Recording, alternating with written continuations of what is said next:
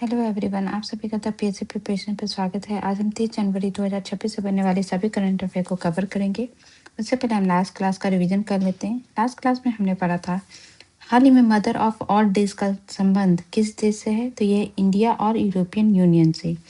हाल ही में किस देश के संसद द्वारा 15 साल से कम उम्र के बच्चों पर इंटरनेट प्रतिबंध को लेकर विधेयक को मंजूरी दी गई है, तो फ्रांस। चर्चे में रहा डूम्सडे क्लॉक, जिसको प्रलय की घड़ी भी कहते हैं, आधी रात जो प्रतीक माना जाता है वैश्विक विनाश से, मात्र कितने सेकंड दूर है, तो 85 सेकंड। प्रधानमंत्री नरेंद्र मोदी द्वारा किस राज्य में 4 दिवसीय इंडिया एनर्जी वीक का उद्घाटन किया गया है, तो गोवा में। फायर पावर इंडेक्स 2026 में भारत किस स्थान पे है, तो 4th पे है। फर्स्ट पे अमेरिका, सेकंड पे रशिया और थर्ड पे चाइना है। हाल ही में चर्चे में promotion of equity in higher education institution regulation 2026 का संबंध किस संस्थान से है, तो यूजीसी से है। राष्ट्रपति द्रौपदी मुर्मू जी द्वारा कितने लोगों को जीवन रक्षक पदक 2025 प्रदान किया गया है, 30 लोगों को। किस राज्य के आपदा प्रबंधन प्राधिकरण को संस्थागत श्रेणी में सुभाष चंद्र बोस आपदा प्रबंधन पुरस्कार 2026 प्रदान किया गया है, तो सिक्किम आपदा प्रबंधन प्राधिकरण को किया गया है। किस राज्य के द्वारा मुख्यमंत्री सेहत योजना लाया गया है, तो ये पंजाब सरकार के द्वारा लाया गया है। तो ये थे लास्ट क्लास के रिवीजन। अब शुरू करते हैं आज की क्लास को। पहला क्वेश्चन है 77 रिपब्लिक डे परेड में किस राज्य या केंद्र शासित प्रदेश की झांकी प्रथम स्थान पे रही है, तो प्रथम स्थान पे जो रही है वो महाराष्ट्र की रही है। सेकंड पे जो है जम्मू कश्मीर रही है और थर्ड पे रही है केरल। और अगर पब्लिक चॉइस के बेसिस पे देखा जाए तो फर्स्ट पे गुजरात रही है। ये जो है सरकार के द्वारा तय किया गया है, कम्युनिटी के द्वारा, और ये पब्लिक के चुनाव के अकॉर्डिंग किया गया। आइए इसके डिटेल में पढ़ते हैं अलग अलग कैटेगरी में। सबसे पहले हम सेना और जो मार्चिंग कंटिजेंट्स हैं उनसे रिलेटेड देखें, उसमें किनको मिला है।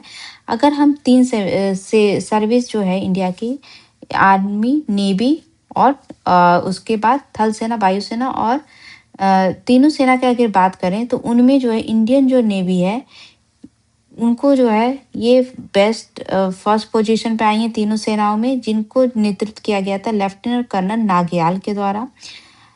Among CAPF central arm para police और ऑक्सिलरी फोर्सेस के बीच बात करें तो दिल्ली पुलिस जो है टॉप पे रही है। पॉपुलर चॉइस की बात करें जो ऑनलाइन पोल के बेसिस पे हुआ, उसमें आसाम रेजिमेंट सर्विस और सीआरपीएफ जो है ये सेंट्रल आर्म पुलिस फोर्सेस में ये दोनों पब्लिक पोल के बेसिस पे टॉप रही हैं। स्टेट और यूटी की बात करें जिनका बेस्ट झांकी थी, उसमें महाराष्ट्र जो है फर्स्ट नंबर पे है, जिसकी थीम थी गणेशोत्सव, अ सिंबल ऑफ आत्मनिर्भर भारत। सेकेंड नंबर पे जम्मू कश्मीर थी, जिसकी थीम थी handicraft and folk dance of Jammu Kashmir. Third number पे केरल था, जिसका थीम था water metro and 100% digital literacy. Ministry और डिपार्टमेंट से जो है वो जीता है मिनिस्ट्री ऑफ कल्चर ने, जिसकी थीम थी Vande Mataram, the soul cry of the nation. ठीक है। पॉपुलर चॉइस कहें स्टेट और यूटी में तो उसमें जो है गुजरात ने टॉप किया है पॉपुलर चॉइस के बेसिस पे, जिसकी थीम थी मंत्र ऑफ स्वदेशी, self reliance, freedom, Vande Mataram. Special recognition भी दिया गया सेंट्रल पब्लिक वर्क्स डिपार्टमेंट को। इसके अलावा जो है डांस ग्रुप जो है जिन्होंने Vande Mataram the eternal residence of India पे परफॉर्म किया, उनको स्पेशल ऑनर प्रदान किया गया है। तो इसमें आप सेना से याद करिएगा, इंडियन नेवी को दिया गया है। सीएपीएफ में दिल्ली पुलिस को दिया गया, पॉपुलर चॉइस में दिया गया है आसाम रेजिमेंट और सीआरपीएफ को। स्टेट की यूटी की बात करें पर सबसे जो है महाराष्ट्र को दिया गया, सेकंड पे जम्मू कश्मीर, थर्ड पे केरल। ठीक, ये हो गया। डिपार्टमेंट और मिनिस्ट्री की बात करें, मिनिस्ट्री ऑफ कल्चर को दिया गया है। पॉपुलर चॉइस स्टेट यूटी में गुजरात को दिया गया है। ठीक है।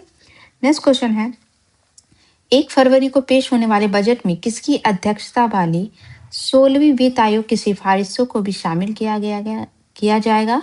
तो मतलब इसमें पूछा जो 16वां वित्त आयोग था, 16 फाइनेंस कमीशन थे, उसके अध्यक्ष कौन थे, तो ये थे अरविंद पनगड़िया, जो कि नीति आयोग के पूर्व सीईओ भी रहे हुए हैं। तो 16वें वित्त आयोग की सिफारिशें होगी इसमें शामिल। और जो 16वां वित्त आयोग है, इन्होंने अपनी जो रिपोर्ट है राष्ट्रपति द्रौपदी मुर्मू को ऑलरेडी सौंप चुके हैं। जो वित्त आयोग की बात करें, एक संवैधानिक संस्था, ये 5 साल के लिए केंद्र और राज्यों के बीच टैक्स बंटवारे का एक फॉर्मूला प्रदान करता है। और नीति आयोग के जो पूर्व वाइस चेयरमैन जो है अरविंद पगड़िया की अगुवाई में 16वें वित्त आयोग का जो गठन है 31 दिसंबर 2023 को किया गया था। ठीक है। वित्त आयोग की बात करें, जो 16वां वित्त आयोग है, ये जो फाइनेंस कमीशन होता है, ये कॉन्स्टिट्यूशनल बॉडी है जो कि आर्टिकल 280 के अंदर जो है संविधान में मेंशन है। इसका काम क्या होता है, जो सेंट्रल और स्टेट गवर्नमेंट है उनके बीच टैक्स का डिस्ट्रीब्यूशन करना। ये प्रेसिडेंट के द्वारा हर 5-5 साल पे जो है इसका गठन किया जाता है। और इसके अंदर जो है एक चेयरमैन होते हैं और 4 मेंबर होते हैं। ठीक है। और ये इस बार के जो 16वें वित्त आयोग के जो चेयरमैन थे, ये तो अरविंद पगड़िया थे। और ये जो डिस्ट्रीब्यूट करेगा ना, जो टैक्स सेंट्रल और स्टेट गवर्नमेंट के लिए, वो 2026 से लेकर 2031 पीरियड के लिए डिस्ट्रीब्यूटेड होगा। इसके अलावा जो है और कौन 4 मेंबर थे, उसमें थी श्रीमती अन्नी George Matthew, doctor Manoj Panda, and part time member थे डॉक्टर सौम्या कांति घोष और श्री ऋत्विक रंजनम पांडे। ठीक है। तो ये 4 मेंबर थे इनके अलावा। नेक्स्ट क्वेश्चन है, आर्थिक सर्वेक्षण रिपोर्ट 2026 जो आज के दिन पेश किया गया है, तो उसके अनुसार चालू वित्त वर्ष मतलब 2026 के लिए जीडीपी वृद्धि दर कितना अनुमानित रखा गया है, तो ये रखा गया 7.4%। तो देश की आर्थिक अर्थव्यवस्था का रिपोर्ट, जिसको हम इकोनॉमिक सर्वे 2026 कहते हैं, इसके जो संसद में पेश किया गया है। जो मुख्य आर्थिक सलाहकार हैं इंडिया के, वो वीन आनंद नागेश्वर के द्वारा जो है इसको तैयार किया गया है। और अभी जो 1 फरवरी से आम बजट जो पेश होगा, उससे पहले जो है आर्थिक सर्वेक्षण जो है रिपोर्ट पेश किया जाता है। इसको जो है वित्त मंत्री निर्मला सीतारमण जी ने 29 जनवरी 2026 को संसद में आर्थिक सर्वेक्षण रिपोर्ट पेश किया गया है। और इसके रिपोर्ट के अंतर्गत ये बताया गया कि जो अगले वर्ष जो 2026 और 27 की बात करें, तो उसमें जीडीपी का ग्रोथ रेट जो है 6.8% से लेकर 7.2% तक का अनुमान लगाया गया। लेकिन 2026 जो अभी चालू चल रहा है, उसके अंदर जो है 7.4% का ग्रोथ रेट बताया गया है। फिक्सड डिफिसिट जो राजकोषीय घाटा है 2026 के लिए जो है वो बताया गया है, कितना बताया गया है, 4.4%, कि 2026 में इतना घाटा होगा। 2025 में कितना था, 2025 में जो है 4.8% रहा है। और महंगाई के बारे में ये बताया गया है कि आपूर्ति की स्थिति में सुधार हो रहा है और खाद्य कीमतों में सुधार के कारण जो महंगाई दर है वो नियंत्रण में रहने की संभावना है। विदेशी व्यापार अगर बात करें, तो भारत का कुल निर्यात वस्तु और सेवा मिलाकर 2025 में 825.3 बिलियन डॉलर का जो है व्यापार हुआ है। और मैन्युफैक्चरिंग क्षेत्र की बात करें, तो उसके अंदर ग्रोथ रेट जो है 9.13% रही है। और इंफ्रास्ट्रक्चर के जो है 11.21 ट्रिलियन डॉलर का जो है मार्केट कैपिटलाइजेशन रहा है। नेक्स्ट क्वेश्चन है, देश के दिग्गज फुटवेयर ब्रांड रेड चीफ ने किसे अपना ब्रांड एम्बेसडर बनाया है, तो बनाया है आयुष्मान खुराना को। कुछ अपॉइंटमेंट से रिलेटेड फैक्ट का रिवीजन कर लेते हैं। दिग्गज कंपनी स्टारबक्स के नए सीईओ नियुक्त हुए थे आनंद वर्धनराजन। अमेरिकी राष्ट्रपति डोनाल्ड ट्रंप द्वारा जो है ग्रीनलैंड को शामिल किए जाने के लिए विशेष राजदूत को नियुक्त किया गया था। इसके अलावा उड़ीसा की पहली महिला मुख्य सचिव बनी थी अनु गर्ग। भारतीय घुड़सवार महासंघ का महासचिव बने जयवीर सिंह। केंद्र सरकार द्वारा नेशनल इन्वेस्टिगेशन एजेंसी प्रमुख का अतिरिक्त प्रभार दिया गया है राकेश अग्रवाल को। नंदिनी चक्रवर्ती वेस्ट बंगाल की पहली महिला मुख्य सचिव बनी थी।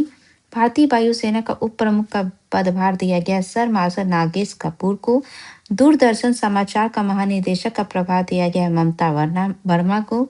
न्यायमूर्ति संगम कुमार साहू को जो है पटना हाईकोर्ट का मुख्य न्यायाधीश नियुक्त किया गया है। मनोज कुमार गुप्ता को जो है उत्तराखंड हाईकोर्ट का मुख्य न्यायाधीश नियुक्त हुए हैं। इसके अलावा अफगानिस्तान के नूर अहमद नूर को भारत में चीफ द अफेयर्स का पद नियुक्त किया गया है। नेशनल इन्वेस्टिगेशन एजेंसी का महानिदेशक राकेश अग्रवाल बने, जो पहले अतिरिक्त प्रभार दिया गया था वो परमानेंट कर दिए गए। इसके अलावा आईटीबीपी के शत्रुजीत सिंह कपूर बने। बीएसएफ के प्रवीण कुमार। न्यायमूर्ति रेवती मोहिते डेरे जो है मेघालय की पहली महिला मुख्य न्यायाधीश नियुक्त हुई थी। मोहसिन अल जिदानी जो है यमन के प्रधानमंत्री नियुक्त हुए हैं। और इटर्नल के नए सीईओ का पदभार दिया गया है अलविंदर डिडेंसा को। नेक्स्ट क्वेश्चन है, भारत और किस देश के बीच सैन्य अभ्यास जिसका नाम है मिलान 2026 बंगाल की खाड़ी में आयोजित की जाएगी? तो ये किया जाएगा भारत और रशिया के बीच। तो भारत और रशिया के बीच अगले महीने फरवरी में 9 सैनिक अभ्यास है ये मिलन 2026 आयोजित होगा बंगाल की खाड़ी में, और इसमें जो रूस के जो पैसिफिक फ्लीट का जो युद्धपोत है जिसका नाम है मार्शल सापोसोनिक सोनिवोक जो है ये हिस्सा लेगा, और ये जो है विशाखापट्टनम बंदरगाह का भी दौरा करेगा। कुछ इंपॉर्टेंट मिलिट्री एक्सरसाइज से फैक्ट का रिवीजन कर लेते हैं। जैसलमेर में जो भारतीय सेना का त्रिशूल अभ्यास हुआ था। संयुक्त सैन्य अभ्यास पूर्वी प्रचंड अरुणाचल प्रदेश में हुआ है। कर्नाटक के बेलगावी में मित्र शक्ति अभ्यास जो है भारत और श्रीलंका के बीच हुआ है। गरुड़ अभ्यास भारत और फ्रांस के बीच संपन्न हुआ है। राजस्थान में जो अजय वॉरियर है भारत और ब्रिटेन के बीच संपन्न हुआ था। एक कुबरीन जो है भारत और मालदीव के बीच केरल में संपन्न हुआ है, और गरुड़ शक्ति जो है भारत और इंडोनेशिया के बीच जो है हिमाचल प्रदेश में संपन्न हुआ था। आपको जो है जगह याद रखना पड़ेगा कहाँ हुआ है, क्योंकि ऐसे फैक्ट अब एग्जाम में आ रहे हैं। डायरेक्ट ये नहीं पूछा जाता किन के बीच हुआ, किस जगह पे हुआ वो भी पूछा जाता है। तो भारतीय सेना और रशिया के बीच एविया इंदिरा एक्सरसाइज संपन्न हुआ है। भारत और यूएई के बीच डेजर्ट साइक्लोन 2 अबू धाबी में संपन्न हुआ है। अमेरिका और पाकिस्तान के बीच इंस्पायर्ड गैम्बो 2026 का आयोजन किया गया था। और इसके अलावा जो है ब्रिक्स के द्वारा जो है विल फॉर पीस 2026 सैन्य अभ्यास आयोजित किया गया था, जो कि कहाँ हुआ था? साउथ अफ्रीका में। इसके अलावा नाटो के द्वारा भी जो है सैन्य अभ्यास जिसका नाम था ऑपरेशन आर्कटिक एंडोरेंस ये भी चलाया गया था। और बीएसएफ के द्वारा ऑपरेशन सर्द हवा जो है ये चलाया गया था 26 जनवरी परेड के सुरक्षा के कारण। नेक्स्ट क्वेश्चन है, यूके की किस यूनिवर्सिटी ने सीबीएसई बोर्ड से 12th की क्वालिफिकेशन को मान्यता दी है? तो इसका नाम है कैम्ब्रिज यूनिवर्सिटी। तो कैम्ब्रिज यूनिवर्सिटी ने कुछ अंडर ग्रेजुएट कोर्सेज में सीबीएसई बोर्ड 12th की क्वालिफिकेशन को मान्यता देने का फैसला किया है। और भारत में Cambridge India centre for advance studies भी शुरू किया जाएगा, जहां रिसर्च और इनोवेशन पर फोकस होगा। ब्रिटेन से रिलेटेड फैक्ट देखें तो ब्रिटेन के प्रधानमंत्री कीर स्टारमर भारत दौरे पे आए थे। ब्रिटेन के द्वारा ब्रिटिश भारतीय कलाकार मीला सयाल को डेमहुड से सम्मानित किया गया था। ब्रिटेन के रॉयल एस्ट्रोनॉमिकल सोसाइटी द्वारा भारतीय मूल अमेरिकी खगोल शास्त्री जिन प्रोफेसर श्रीनिवास कुलकर्णी को गोल्ड मेडल प्रदान किया गया है। और इसके उच्च सदन हाउस ऑफ लॉर्ड्स में भारतीय मूल के जो है 4 सदस्य द्वारा पदभार ग्रहण किया गया था।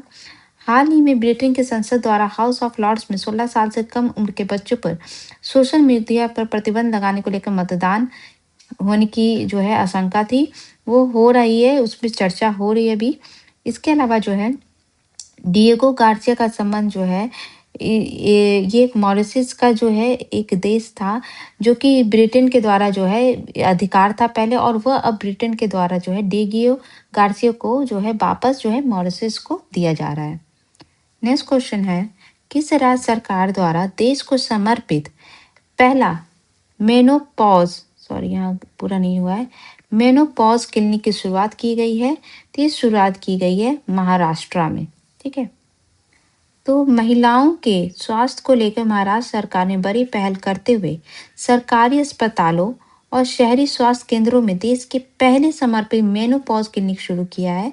और इस क्लिनिक में महिलाओं को इस संवेदनशील चरण के दौरान जो शारीरिक और मानसिक स्वास्थ्य से जुड़ी समस्याओं के लिए विशेषज्ञ चिकित्सा परामर्श, काउंसलिंग चाहिए, हड्डियां, हृदय, हार्मोन में बहुत सारी चेंजेस होती हैं, उसके मार्गदर्शन के लिए जो है एक ही स्थान पे ये उपलब्ध करवाया गया है। और ये शुरू किया गया है स्वास्थ्य राज्य मंत्री मेघना बोर्डीकर के मार्गदर्शन में। मेनोपॉज जो है एक तरीके के फीमेल के अंदर जो होता है एक नेचुरल और परमानेंट जो मेंस्ट्रुएशन का जो एंड होता है, फर्टिलिटी पीरियड, फर्टिलिटी का जो है एंडिंग होती है, उसी कंडीशन को मेनोपॉज किया कहा जाता है। जब 12 जो लगातार 12 मंथ जो है मेंस्ट्रुएशन पीरियड जो है वो बंद हो जाता है, तो उस कंडीशन को जो है मेनोपॉज कहा जाता है, जिसमें जनरली जो है 40 जो वुमेन के अंदर 45 से 55 के अंदर जो है एज के अंदर जो है मेनोपॉज आ जाते हैं। ठीक है, महाराष्ट्र रिलेटेड फैक्ट का रिवीजन करें तो मिग 21 जो है मिग 21 की जगह जो लिया है तेजस MK1 द्वारा, जो पहली उड़ान जो है नासिक से भरी गई थी। सिक्स्थ राष्ट्रीय जल पुरस्कार 2025 में पहले स्थान पे महाराष्ट्र था।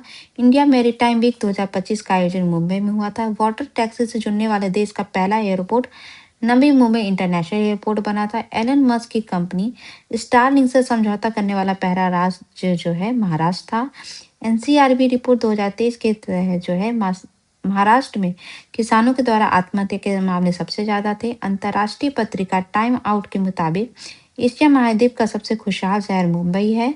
और मुंबई के जो है महाराष्ट्र के पुणे में जो है पुणे शहर में सबसे अधिक पोस्टर लगाने को लेकर गिनीज वर्ल्ड रिकॉर्ड बनाया गया था। नेक्स्ट क्वेश्चन है, किस राज्य के डिप्टी सीएम अजित पवार की विमान दुर्घटना में मृत्यु हो गई है? तो इनका संबंध भी महाराष्ट्र से है। ये बहुत दुखद घटना है। और जो है 28 जनवरी को जो है महाराष्ट्र के जो मुख्यमंत्री और एनसीपी नेता अजित पवार का बारामती में एक विमान दुर्घटना में निधन हो गया है। और इस दुर्घटना को जो है अजित पवार जो है उनका चार्टर्ड प्लेन जिसका नाम था लियर जेट 45 पुणे जिले के बारामती में लैंडिंग के दौरान क्रैश हो गया। और जो है इसके अलावा जो है 5 लोग और सवार थे, उनकी भी मृत्यु हो गई है। और इसके लिए जो है महाराष्ट्र गवर्नमेंट के द्वारा 3 दिवसीय राजकीय शोक की घोषणा की गई है। कुछ इम्पोर्टेंट जो निधन हुए हैं इस अभी ड्यूरेशन में उसका रिवीजन कर लेते हैं हम। पद्मश्री से सम्मानित हिंदी साहित्यकार रामदर्श का निधन हुआ है। बॉलीवुड के दिग्गज अभिनेता धर्मेंद्र देओल का। मेवाड़ राजकवि के नाम से प्रख्यात पंडित नरेंद्र मिश्रा का। पूर्व गृह मंत्री शिवराज पाटिल का। दुनिया की सबसे ऊंची स्टैचू ऑफ यूनिटी बनाने वाले मूर्तिकार राम विसुतार का। ज्ञानपीठ पुरस्कार से सम्मानित साहित्यकार विनोद कुमार शुक्ला का। इसके अलावा बांग्लादेश की पहली महिला प्रधानमंत्री खालिद जिया का। चैंपियंस ऑफ द अर्थ से सम्मानित पर्यावरणवादी माधव गर्गिल का। पुलित्जर पुरस्कार से सम्मानित जो है इतिहासकार डैनियल वॉकर हुक का। और वॉइस ऑफ इंडिया के नाम से मशहूर पत्रकार और लेखक मार्क टिल्ली का निधन हो गया है, जो बीबीसी इंडिया के जो है हेड भी रहे थे, अध्यक्ष। नेक्स्ट क्वेश्चन है, केंद्र सरकार द्वारा सॉलिड वेस्ट मैनेजमेंट रूल 2026 किस दिन से प्रभावी रूप से लागू किया जाएगा? तो ये लागू किया जाएगा 1 अप्रैल 2026 से। तो सरकार के द्वारा जो है ये एक नियम लाया गया है जो कि 2016 के पुराने नियम का स्थान रहेगा। और इसका मुख्य उद्देश्य है कि सर्कुलर इकोनॉमी जिसको चक्रीय अर्थव्यवस्था कहते हैं उसको बढ़ावा देना है। इसके अंतर्गत क्या होगा, 4 लेवल का जो है 4 स्तरीय जो है पृथक्करण होगा। मतलब जो है 4 श्रेणी में आपको कचरा अलग करना होगा, गीला कचरा, सूखा, स्वच्छता अपशिष्ट, सैनिटरी वेस्ट और विशेष देखभाल वाला कचरा। ऑनलाइन जो है कचरे की ट्रैकिंग होगी, इसके लिए पोर्टल बनाया जाएगा, रियल टाइम ट्रैकिंग होगी। और जो भी प्रदूषण फैलाया जाएगा जिसके द्वारा उल्लंघन किया जाएगा, इसके तहत जो है नियम का उल्लंघन करने और बिना पंजीकरण के कचरा प्रबंधन करने वालों पे सख्त कार्रवाई किया जाएगा। ठीक है। नेक्स्ट क्वेश्चन है, किसके द्वारा संपूर्णता अभियान 2.0 की शुरुआत की गई है? तो नीति आयोग के सीईओ अभी जो है वीवीआर सुब्रमण्यम, उनके द्वारा जो है ये संपूर्णता अभियान 2.0 का शुरुआत किया गया है। इसके अंतर्गत क्या है, ये जो है एक राष्ट्रव्यापी 3 महीने का अभियान होगा जो कि 14 अप्रैल 2026 तक चलेगा। इसके अंदर क्या है कि देश की 112 आकांक्षी जिलों और 513 आकांक्षी ब्लॉक में प्रमुख विकास संकेतों की 100% प्राप्ति सुनिश्चित करना है। ठीक है। मतलब क्या करेगा, इसमें क्या किया जाएगा कि जो स्वास्थ्य, पोषण, शिक्षा, स्वच्छता और पशु कल्याण से संबंधित सेवाओं पर विशेष ध्यान दिया जाएगा।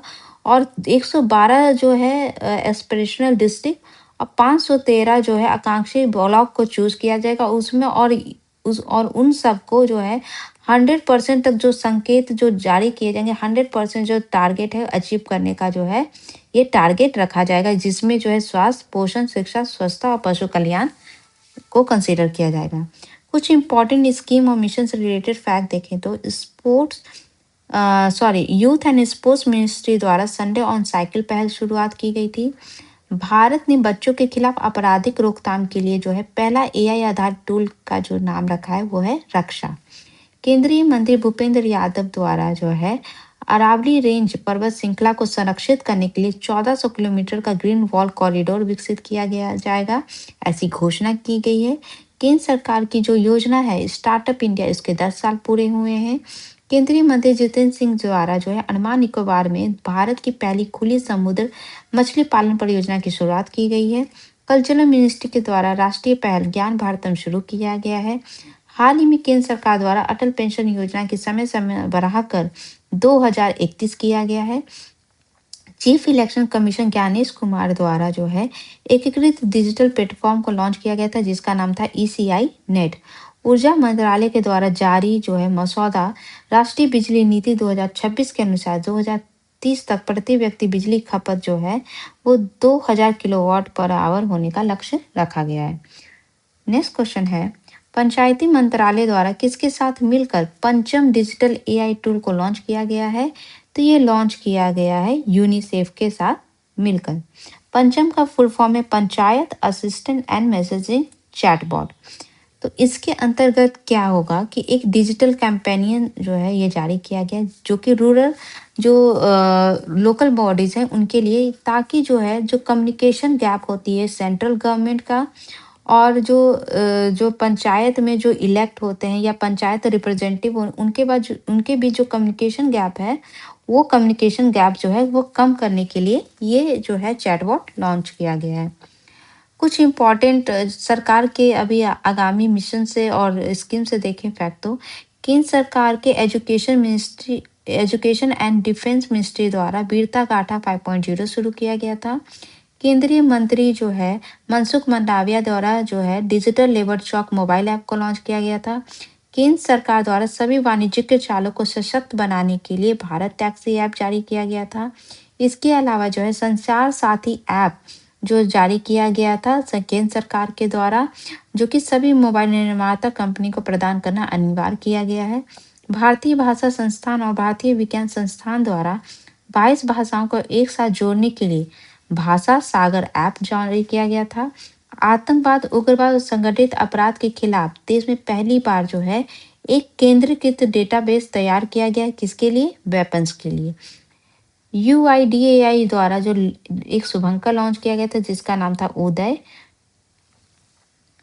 नेक्स्ट क्वेश्चन है, ये थे हमारे आज के इंपॉर्टेंट करंट अफेयर। ठीक है, हमने लास्ट टाइम जो क्वेश्चन मैंने आपसे पूछा था कि अंतर्राष्ट्रीय जो सूरज कुंड मेला 2026 में पार्टनर कंट्री कौन रही थी, तो इसमें रही थी, इसका सही आंसर था इजिप्ट। ठीक है, आज का क्वेश्चन है आपके लिए, किसके द्वारा ग्लोबल रिस्क रिपोर्ट 2026 जारी किया गया है? और ये इसके ऑप्शन है IMF, world bank, world economic forum, world health organisation. इसका आंसर आप मुझे कमेंट बॉक्स में दीजिएगा। तो आज की जितनी भी करंट अफेयर बन सकते थे उसको मैंने कवर किया है। आई होप आपको क्लास अच्छी लगी हो, तो प्लीज़ चैनल को लाइक शेयर सब्सक्राइब जरूर करिएगा। और PDF के लिए आप टेलीग्राम चैनल को जो है ज्वाइन कर सकते हैं। Thank you so much for watching.